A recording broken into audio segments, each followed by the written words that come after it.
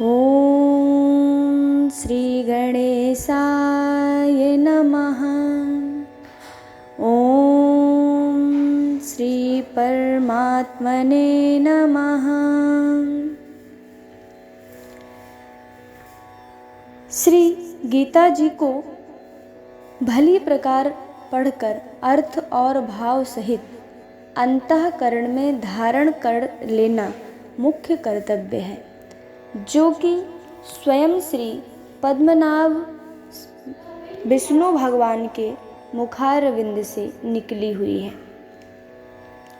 जिनकी नाभि में कमल है, जो देवताओं के भी ईश्वर और संपूर्ण जगत के आधार हैं, जो आकाश के सदृश सर्वत्र व्याप्त हैं, नील मेघ के समान जिनका वर्ण है, ऐसे लक्ष्मीपति कमल नेत्र भगवान श्री विष्णु को मैं नमस्कार करती हूँ। आज से हम सभी श्रीमद् भगवद गीता के एक एक श्लोकों का भावपूर्ण अध्ययन करेंगे। तो आइए आज श्रीमद् भगवद गीता के प्रथम अध्याय से प्रारंभ करते हैं। अथ श्रीमद् भगवत गीता अथ प्रथमोऽध्यायः। अर्जुन विषाद योग। धृतराष्ट्र उवाच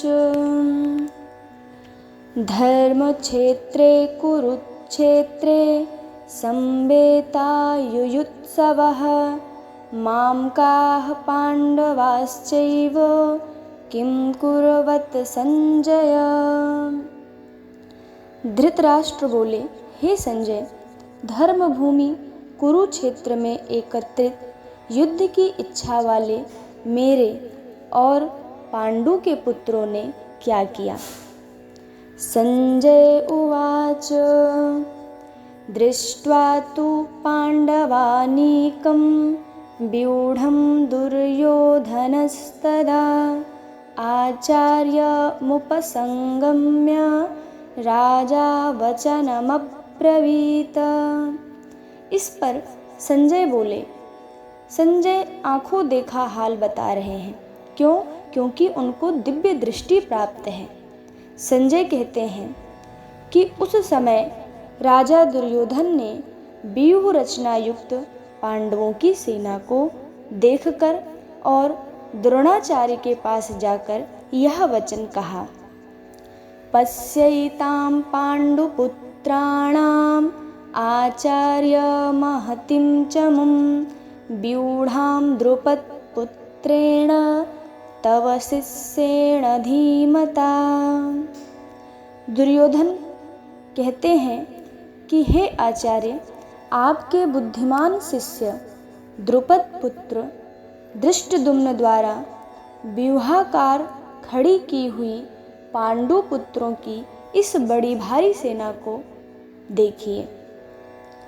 अत्र शूरा महेश्वासा भीमार्जुन समायुधि युयुधानो विराटश्च द्रुपदश्च महारथः दृष्टकेतुश्चेकितानाः काशीराजश्च वीर्यवान् पुरुजितकुन्तिभोजश्च सेव्यश्च नरपुङ्गवः युधामन्युश्च विक्रान्त उत्तमौजाश्च वीर्यवान् सौभद्रो द्रौपदेयाश्च सर्व एव महारथा।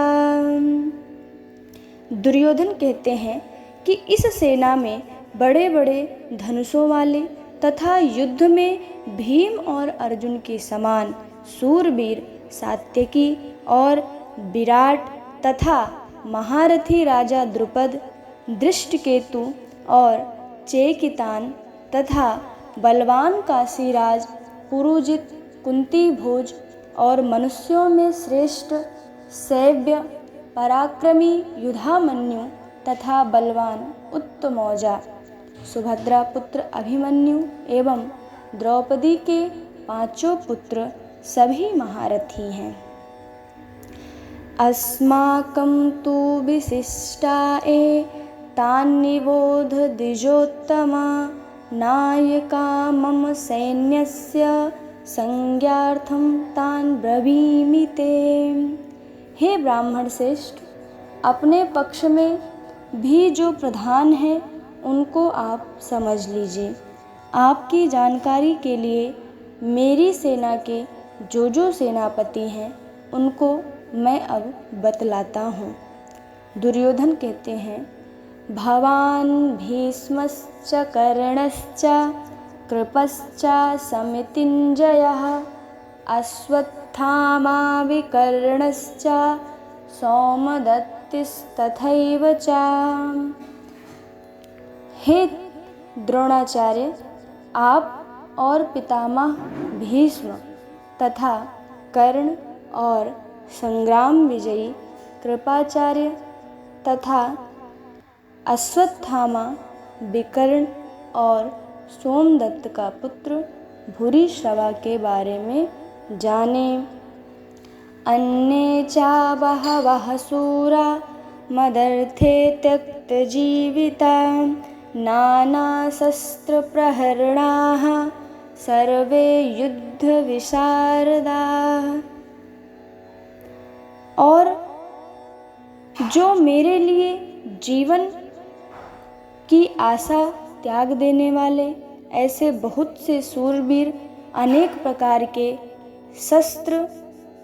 शास्त्रों से सुसज्जित और सबके सब युद्ध में चतुर हैं। तो आइए अब इन 10 श्लोकों का संक्षेप में हम अपने जीवन में उपयोग आने वाले अर्थ को समझते हैं। जैसे दुर्योधन ने शत्रु पक्ष के सेना का निरीक्षण किया, उसके बाद अपने पक्ष की सेना के विषय में गुरु द्रोणाचार्य को बताया। ऐसे ही जब हमारे जीवन में कोई समस्या आती है तो हमें सबसे पहले उस समस्या के विषय में जानना चाहिए, उसके बाद उस समस्या का समाधान हमें सोचना चाहिए, लेकिन घमंड नहीं करना चाहिए। जैसे दुर्योधन ने जब शत्रु पक्ष के सेना का निरीक्षण किया तो उनको लगा कि मैं यह युद्ध जीत जाऊंगा, लेकिन जब समस्या हमारे पास आए तो हमें वहाँ अहंकार नहीं करना चाहिए। आत्मविश्वास विश्वास हो सकता है, परंतु अगर अहंकार आ जाएगा जीवन में तो कभी भी हम उस समस्या पर विजय नहीं पा सकते हैं। श्लोक संख्या 11। अनेषु च सर्वेषु यथा भागमवस्थिताः भीष्ममेवाभिरक्षन्तु भवन्तः सर्व एव हि।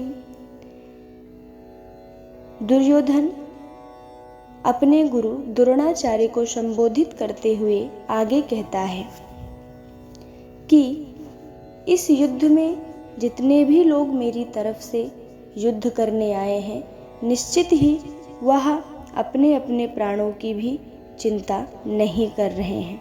इसलिए निसंदेह आप सभी पितामह भीष्म की रक्षा कीजिए। तस्य संजनयन् हर्षं कुरु वृद्ध पितामह सिंहनादं विनद्योच्चैः शंखं दधमौ प्रतापवान्। कौरवों में वृद्ध बड़े प्रतापी पितामह भीष्म ने दुर्योधन की प्रसन्नता के लिए उच्च स्वर से सिंह की दहाड़ के समान गरजकर शंख बजाया।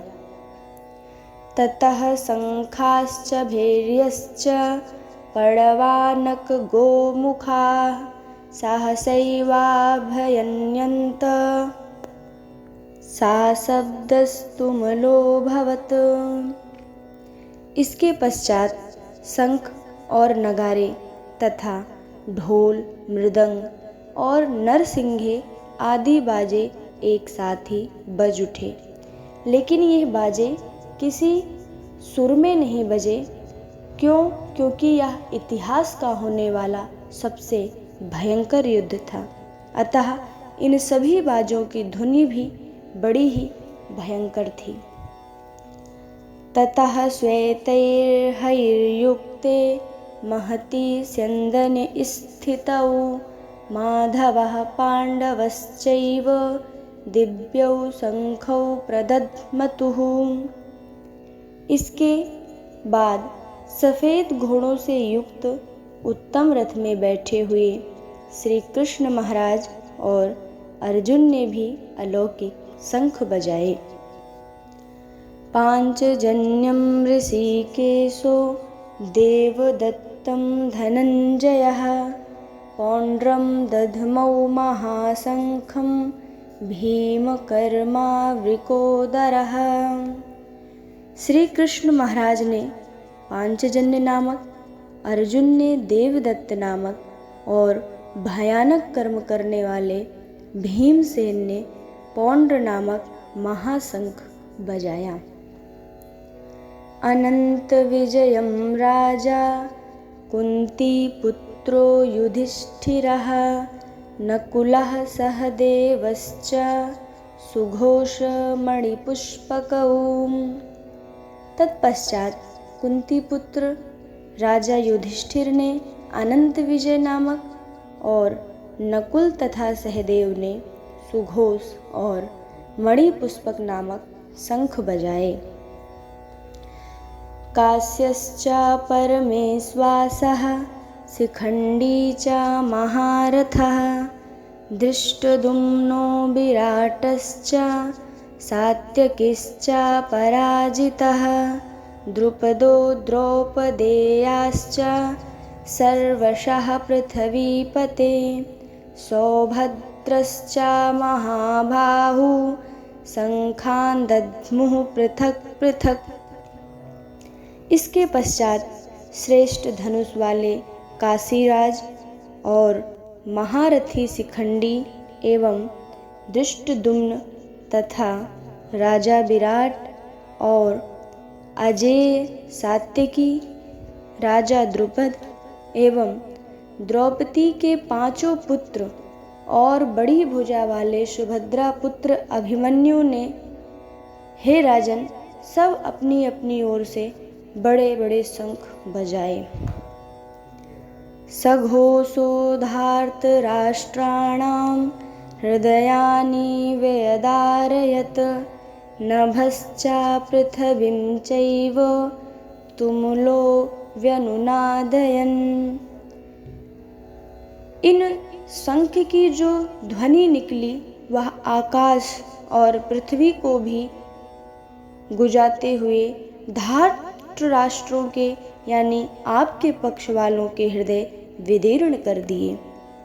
अथ व्यवस्थितान् दृष्ट्वा धार्तराष्ट्रान् कपिध्वजः प्रवृत्ते शस्त्रसम्पाते धनुरुद्यम्य पाण्डवः ऋषिकेशं तदा वाक्यमिदमाह महीपते।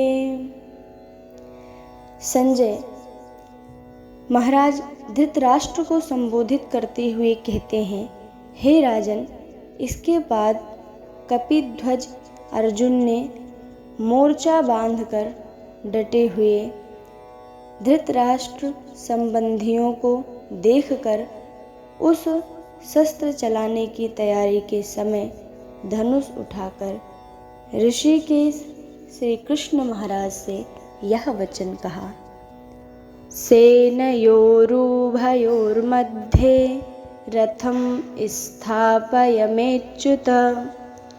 भगवान श्री कृष्ण से अर्जुन जी कहते हैं कि हे अच्युत, मेरे रथ को दोनों सेनाओं के बीच में खड़ा कीजिए। यावदेतान्निरीक्षेऽहं योद्धुकामानवस्थितान् कैर्मया सह योद्धव्यम स्मिरन् रणसमुद्यमे। जब तक कि मैं युद्ध क्षेत्र में डटे हुए युद्ध के अभिलाषी इन विपक्षी योद्धाओं को भली प्रकार देख लूं।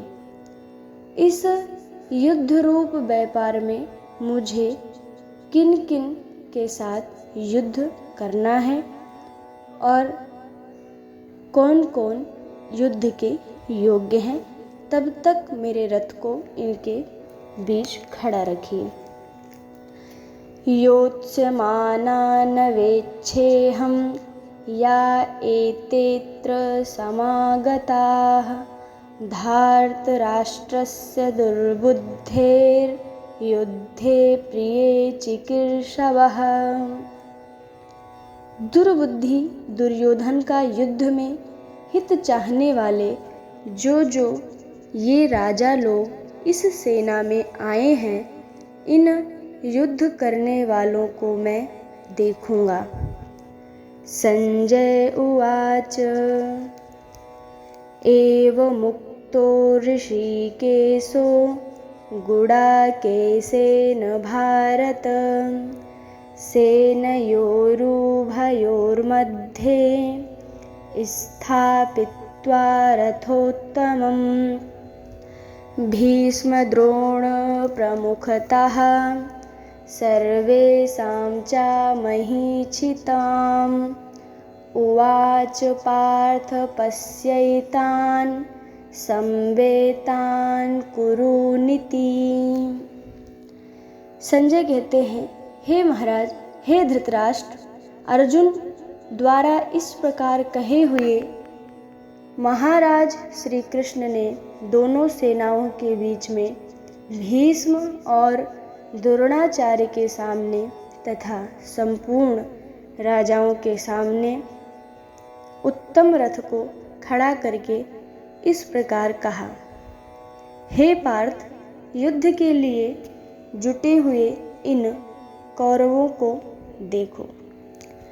तत्रापश्यत् स्थितान् पार्थः पितॄनथ पितामहान् आचार्यान् मातुलान् भ्रातॄन् पुत्रान् पौत्रान् सखींस्तथा स्वसुरान् सुहृदश्चैव सेनयोरुभयोरपि।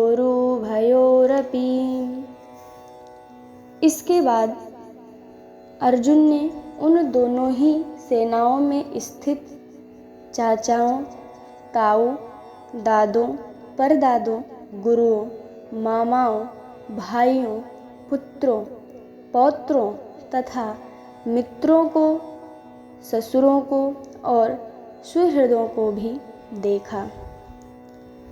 तान् समीक्षसा कौन्तेयः सर्वान् बन्धूनवस्थितान् कृपया परयाविष्टो विसीदन्निदं ब्रवीत।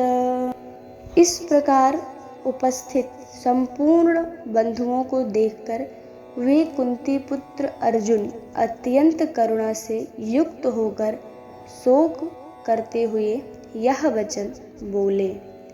अर्जुन उवाच दृष्ट्वेमं स्वजनं कृष्ण युयुत्सुं समुपस्थितं सीदन्ति मम गात्राणि मुखं च परिशुष्यति बेपथुश्च शरीरे मे रोमहर्षश्च जायते।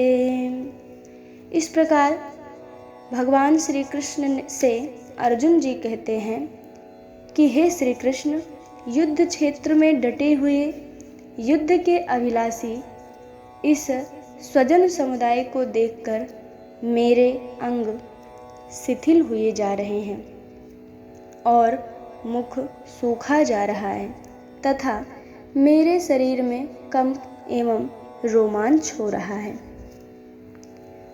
गांडीवं संत्रस्ते हस्तात् त्वक्चैव परिदह्यते न चाशक्नोम्यवस्थातुं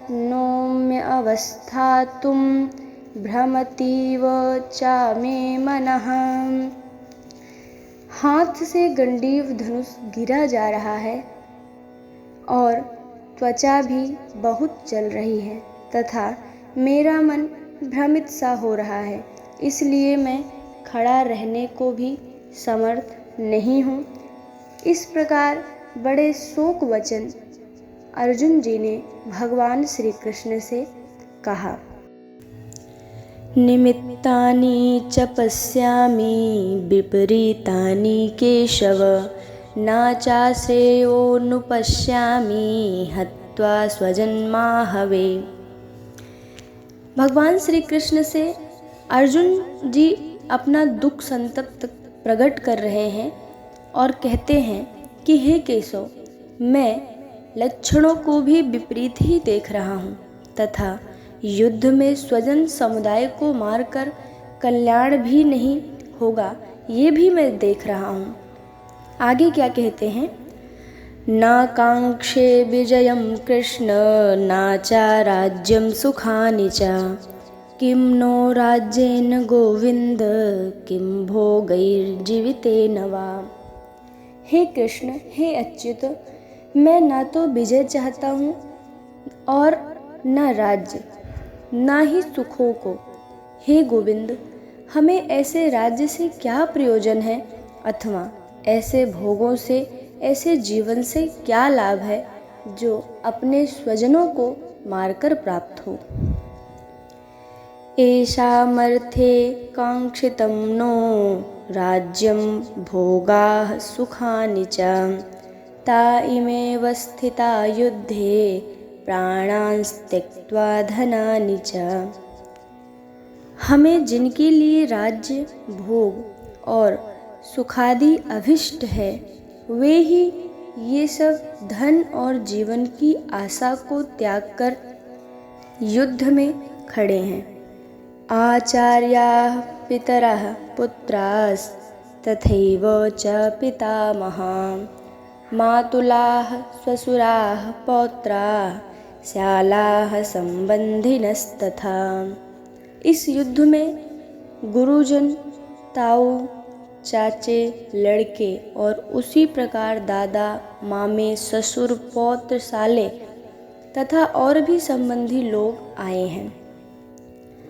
एतान्न हन्तुमिच्छामि घ्नतोऽपि मधुसूदन, अपि त्रैलोक्यराजस्य हेतोः किं नो मही कृते।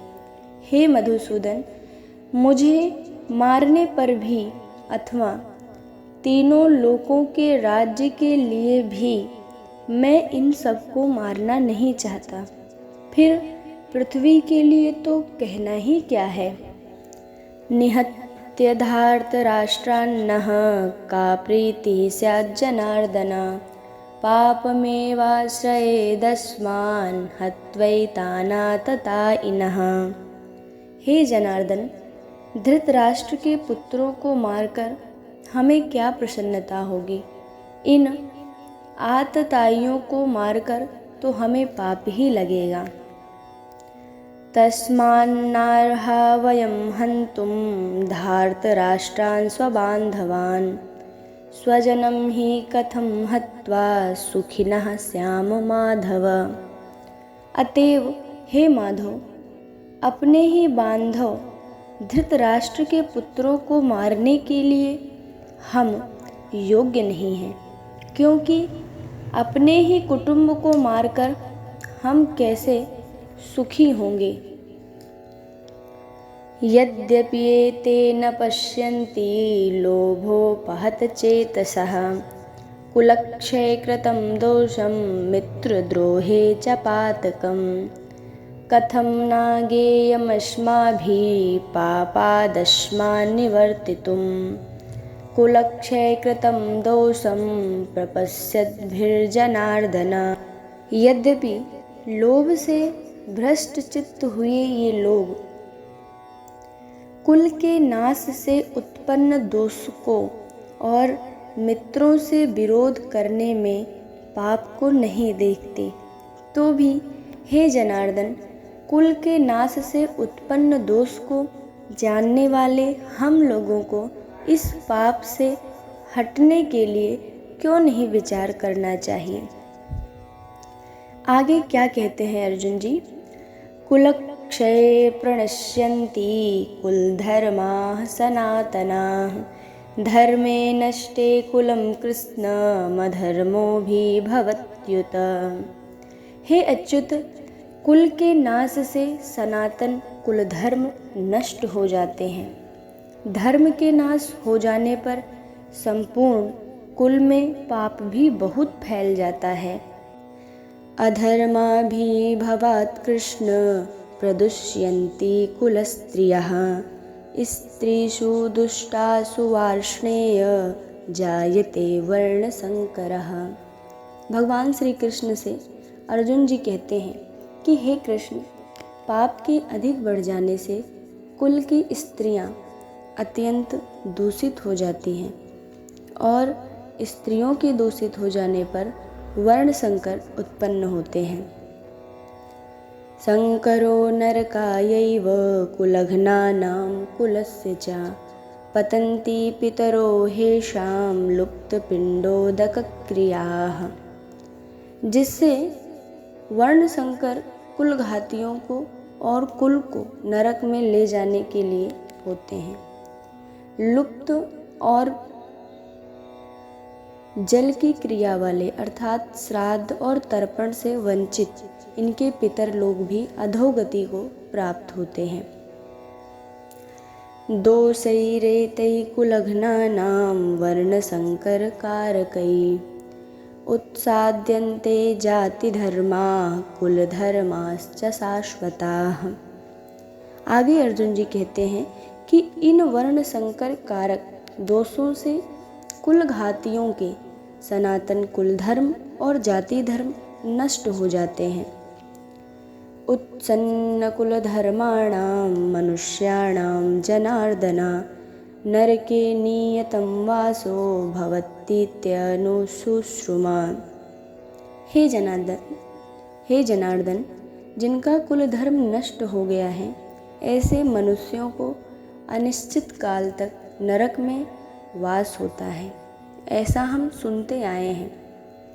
अहो बत महत्पापं कर्तुं विवसिता वयं यद्राज्य सुखलोभेन हन्तुं स्वजनमुद्यताः। हाँ, मैं मानता हूँ कि मैं शोक कर रहा हूँ, लेकिन उसका भी कारण है। हम लोग बुद्धिमान होकर भी महान पाप करने को तैयार हो गए हैं, जो राज्य और सुख के लोभ के लिए स्वजनों को मारने के लिए उद्यत हो गए हैं।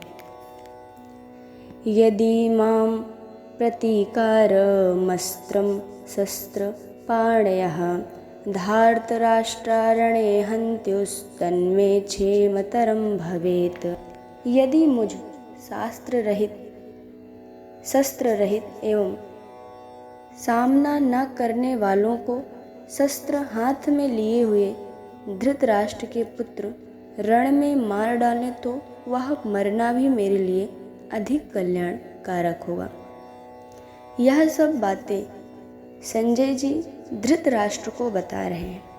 संजय उवाच एवमुक्त्वार्जुनः शङ्खे रथोपस्थ उपाविशत् विसृज्य ससरं चापं शोकसंविघ्नमानसः।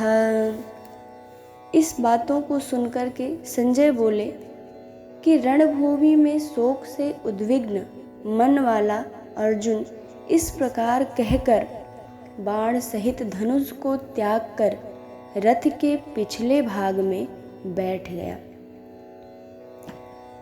आज हम सभी का यह पाठ भगवान की कृपा से संपूर्ण हुआ। आज श्रीमद् भगवत गीता का प्रथम अध्याय पूर्ण हुआ। बोलिए श्री वृंदावन बिहारी लाल की जय। जय श्री कृष्ण, जय श्री राधे।